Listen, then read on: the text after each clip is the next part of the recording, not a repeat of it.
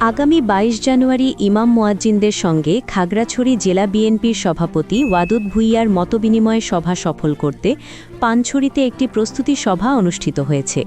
সোমবার সকালে খাগড়াছড়ি জেলার পানছড়ি বাজার কেন্দ্রীয় মসজিদে ইমাম ও মুয়াজ্জিনদের নিয়ে এই মতবিনিময় সভার আয়োজন করে উপজেলা বিএনপি।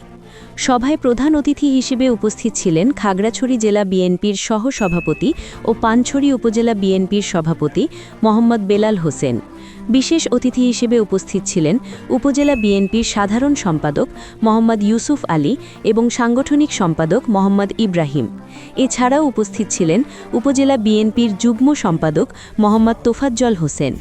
অনুষ্ঠানে আরও উপস্থিত ছিলেন পানছড়ি উপজেলা উলামা দলের সভাপতি মাওলানা সুলতান আহমদ, পানছড়ি বাজার কেন্দ্রীয় জামে মসজিদের ইমাম মাওলানা দলিলুর রহমান সহ উপজেলার বিভিন্ন মসজিদের ইমাম ও ওলামা মাশায়েখগণ। সভায় ইমাম ও ওলামা মাশায়েখদের উদ্দেশ্যে বক্তব্য রাখেন উপজেলা বিএনপির সভাপতি মোহাম্মদ বেলাল হোসেন। এছাড়া বক্তব্য দেন উপজেলা বিএনপির সাধারণ সম্পাদক মোহাম্মদ ইউসুফ আলী। বিভিন্ন মসজিদ থেকে আগত ওলামা মাশায়েখগণও তাদের মতামত তুলে ধরেন। আগামী ২২ জানুয়ারির সম্মেলন সফল করতে সবাই ঐক্যবদ্ধভাবে কাজ করার অঙ্গীকার করেন অংশগ্রহণকারীরা।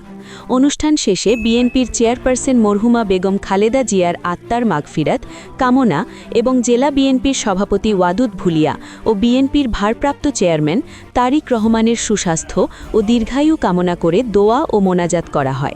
Desk news, Kalchakra 24।